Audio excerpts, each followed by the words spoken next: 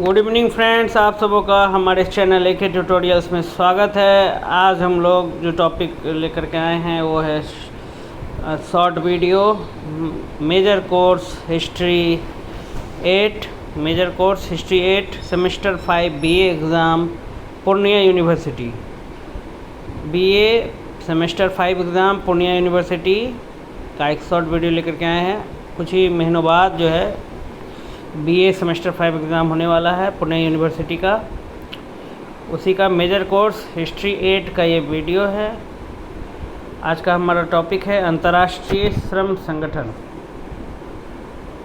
अंतर्राष्ट्रीय श्रम संगठन ये हमारा आज का टॉपिक है, तो आइए इसको स्टडी करते हैं। आज का टॉपिक हमारा अंतर्राष्ट्रीय श्रम संगठन, इंटरनेशनल लेबर ऑर्गेनाइजेशन।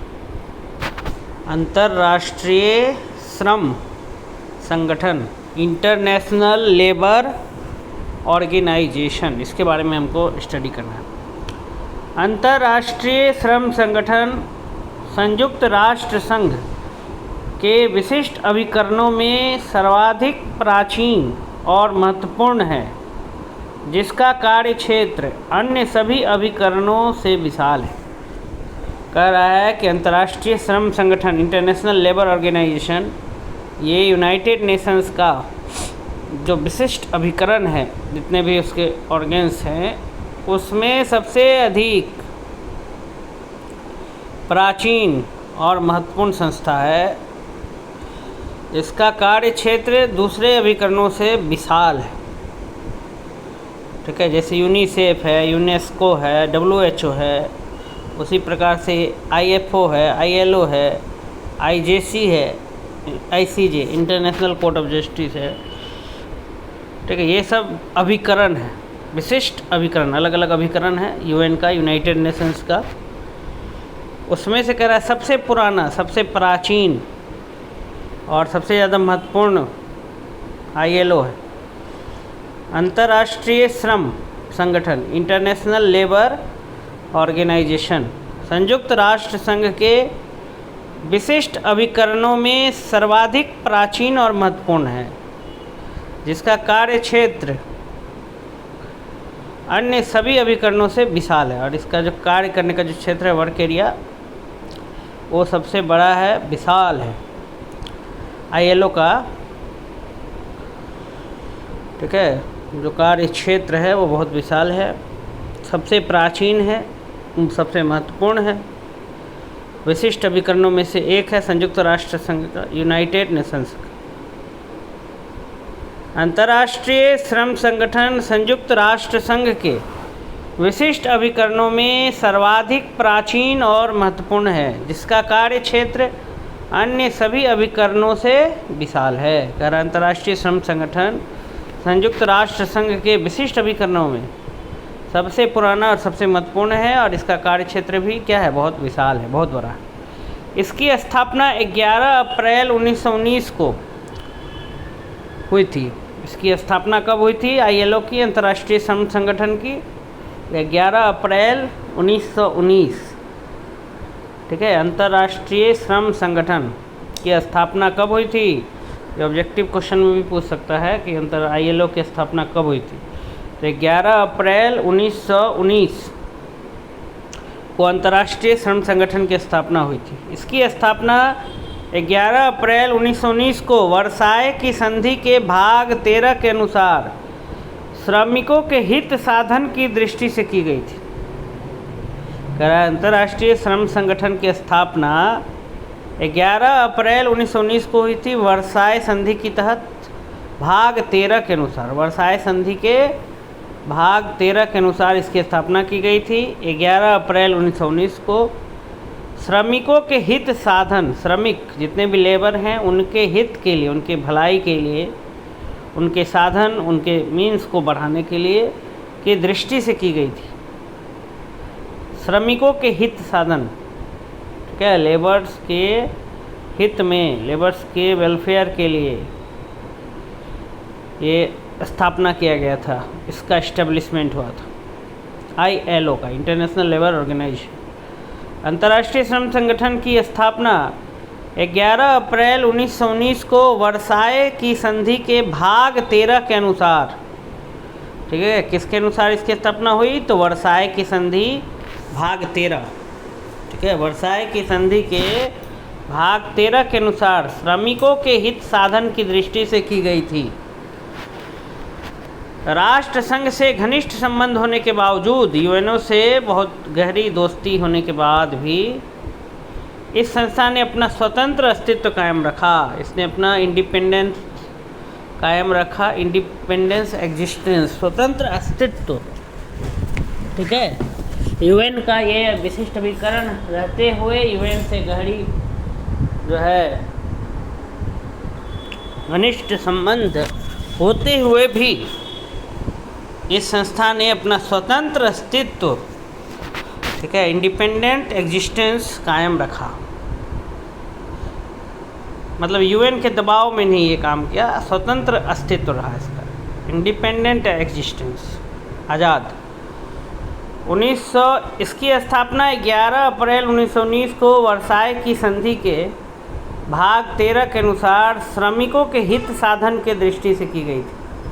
राष्ट्र संघ से घनिष्ठ संबंध होने के बावजूद इस संस्था ने अपना स्वतंत्र अस्तित्व कायम रखा और अप्रैल 1946 में संयुक्त राष्ट्र संघ के एक विशिष्ट अभिकरण के रूप में इसे पुनर्गठित किया गया। फिर अप्रैल 1946 में इसको यूएन का एक विशिष्ट अभिकरण के रूप में फिर से गठित किया गया। ऐसे इसकी स्थापना तो वर्साय की संधि भाग 13 के अनुसार ही हो गई थी 11 अप्रैल 1919 को, लेकिन यूएन संयुक्त राष्ट्र संघ यूनाइटेड नेशंस में अप्रैल 1946 को इसको विशिष्ट अभिकरण के रूप में पुनर्गठित किया गया। फिर से इसका गठन हुआ, पुनर्गठित आईएलओ को शामिल किया गया संयुक्त राष्ट्र संघ में अप्रैल 1946 में। ऐसे इसकी स्थापना 11 अप्रैल 1919 को हुई थी वर्साय की संधि भाग 13 के अनुसार। अंतर्राष्ट्रीय श्रम संगठन का उद्देश्य है, पर्पज है, क्या पर्पज है कि अंतर्राष्ट्रीय सहयोग द्वारा, इंटरनेशनल हेल्प द्वारा श्रमिकों की दशा, लेबर का जो भी दशा स्टेटस है उसको उन्नत की जाए, उसमें सुधार लाया जाए, ठीक है। अंतर्राष्ट्रीय सहयोग द्वारा श्रमिकों की दशा उन्नत की जाए, उनकी आर्थिक स्थिति में स्थिरता लाई जाए और सामाजिक क्षेत्र में उनका स्तर उन्नत बनाया जाए। अंतर्राष्ट्रीय श्रम संगठन का उद्देश्य है कि अंतर्राष्ट्रीय सहयोग द्वारा, इंटरनेशनल हेल्प द्वारा श्रमिकों की दशा उन्नत की जाए, उनकी आर्थिक स्थिति में स्थिरता लाई जाए और सामाजिक क्षेत्र में उनका स्तर उन्नत बनाया जाए, अच्छा बनाया जाए, सोशल स्टेटस उनका अच्छा हो, उनकी आर्थिक स्थिति, फाइनेंशियल स्टेटस अच्छा हो, मजदूरों की, श्रमिकों की दशा उन्नत की जाए, अच्छी हो की जाए। अंतर्राष्ट्रीय सहयोग मिले देशों से, विदेश से भी। अंतर्राष्ट्रीय श्रम संगठन, इंटरनेशनल लेबर ऑर्गेनाइजेशन का उद्देश्य है कि अंतर्राष्ट्रीय सहयोग द्वारा, ग्लोबल हेल्प द्वारा श्रमिकों की दशा उन्नत की जाए, उनकी आर्थिक स्थिति में स्थिरता लाई जाए और सामाजिक क्षेत्र में उनका स्तर उन्नत बनाया जाए। यह संगठन इस विश्वास पर आधारित है कि सार्वजनिक और अस्थायी शांति की स्थापना सामाजिक न्याय की आधारशिला पर ही संभव है, ठीक है। यह संगठन इस विश्वास पर आधारित है कि सार्वजनिक और अस्थायी शांति की स्थापना सामाजिक न्याय की आधारशिला पर संभव है।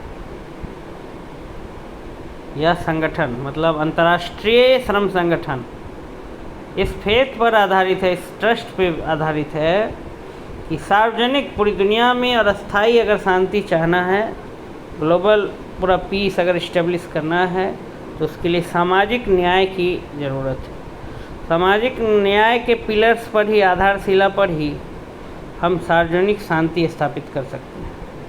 अस्थायी शांति, परमानेंट पीस अगर चाहिए तो सामाजिक न्याय जरूरी है, भेदभाव नहीं होना चाहिए, सोशल स्टेटस, सोशल जस्टिस होना चाहिए, सामाजिक न्याय श्रमिकों के साथ, लेबर के साथ। और श्रमिकों को सामाजिक न्याय तभी प्राप्त हो सकता है लेबर को सोशल जस्टिस तभी मिल सकता है, मैंने समाज में उनको एक पहचान मिलना चाहिए, उनका भी जीवन स्तर सुधरना चाहिए, उन्नत होना चाहिए, उनकी भी दशा में सुधार होना चाहिए, उनका आर्थिक स्थिति पैसे से वो मजबूत हों, उनके पास भी पैसा होना चाहिए, समाज में उनकी भी प्रतिष्ठा हो।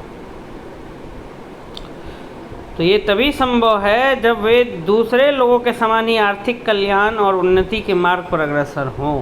कह रहा है कि श्रमिकों को सामाजिक न्याय, लेबर्स को सोशल जस्टिस तभी मिलेगा जब वे दूसरों लोगों के समान ही आर्थिक कल्याण, उनका भी फाइनेंशियली वेलफेयर हो, उन्नति के मार्ग पर वे आगे बढ़ें। ठीक है, वही लिखा है कि श्रमिकों को सामाजिक न्याय तभी प्राप्त हो सकता है, लेबर्स को, जब वे दूसरे लोगों के समान ही आर्थिक कल्याण और उन्नति के मार्ग पर, उन्नति के रास्ते पर अग्रसर हों। 1944 में द्वितीय विश्व युद्ध के समय जो अंतर्राष्ट्रीय सम्मेलन हुआ, इंटरनेशनल कॉन्फ्रेंस, सम्मेलन इंग्लिश होता है कॉन्फ्रेंस, तो अंतर्राष्ट्रीय सम्मेलन जब हुआ 1944 में द्वितीय विश्व युद्ध के बाद, सेकेंड वर्ल्ड वार के बाद, 1939 में सेकेंड वर्ल्ड वार ख़त्म हो गया, तो उसके बाद, ठीक है, 1944 की बात कर रहा है, 1939 में द्वितीय विश्व युद्ध समाप्त हो गया था, तो खैर 1944, 5 साल बाद बोला है। 1944 में द्वितीय विश्व युद्ध के समय जो अंतर्राष्ट्रीय सम्मेलन हुआ, जो इंटरनेशनल कॉन्फ्रेंस हुआ, उसमें स्वीकृत सिद्धांतों को, उसमें जो भी प्रिंसिपल्स थे, स्वीकृत जो भी, ठीक है, एक्सेप्टेड, स्वीकृत सिद्धांत थे, उनको अंतर्राष्ट्रीय श्रम संगठन के संविधान में जोड़ दिया गया, ILO में जोड़ दिया गया।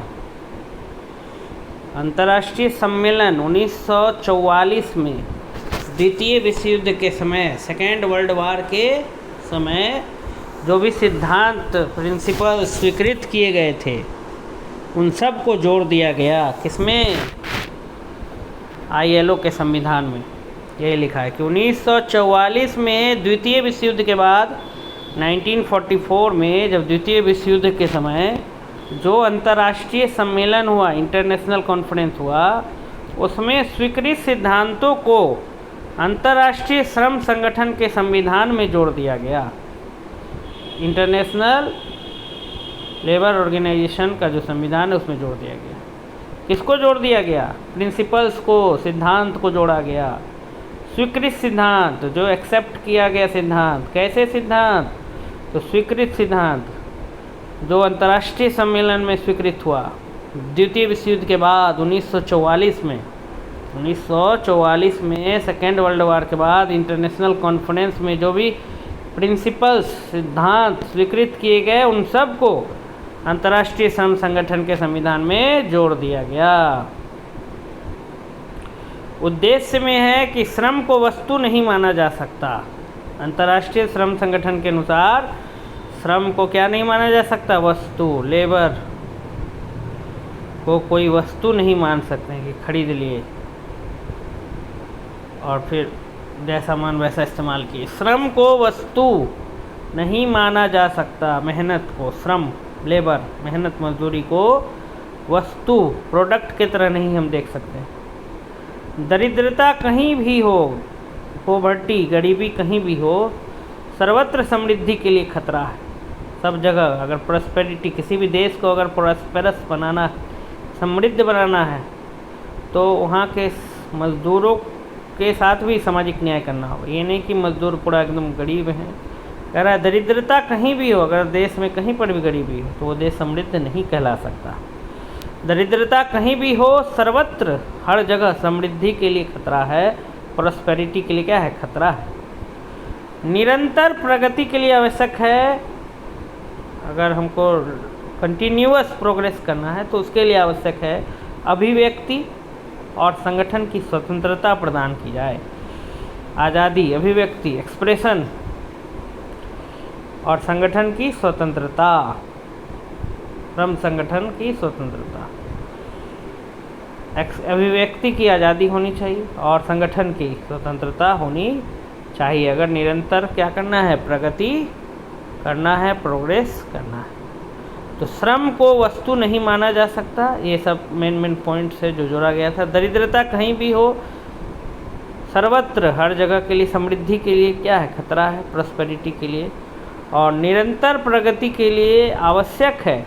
रेगुलर प्रोग्रेस, कंटिन्यूअस प्रोग्रेस के लिए आवश्यक है कि अभिव्यक्ति और संगठन की स्वतंत्रता प्रदान की जाए। अभिव्यक्ति की स्वतंत्रता, ठीक है, फ्रीडम ऑफ एक्सप्रेशन और फ्रीडम टू फॉर्म ऑर्गेनाइजेशन, संगठन बनाने की स्वतंत्रता, ये दोनों जो है फ्रीडम देना जरूरी है अगर कहीं पर भी क्या करना है, प्रोग्रेस करना है। इस प्रकार से हमने ये टॉपिक पढ़ लिया, अंतर्राष्ट्रीय श्रम संगठन। अगर आपको ये वीडियो अच्छा लगा तो वीडियो को लाइक करें, कमेंट ज़रूर करें और अधिक से अधिक बीए के स्टूडेंट्स तक ज़रूर शेयर करें। पूर्णिया यूनिवर्सिटी में 5th सेमेस्टर जो एग्ज़ाम होने वाला है उसके लिए वीडियो काफ़ी बेनिफिशियल है। आप सबों का हमारे चैनल AK ट्यूटोरियल्स में जुड़ने के लिए बहुत बहुत धन्यवाद।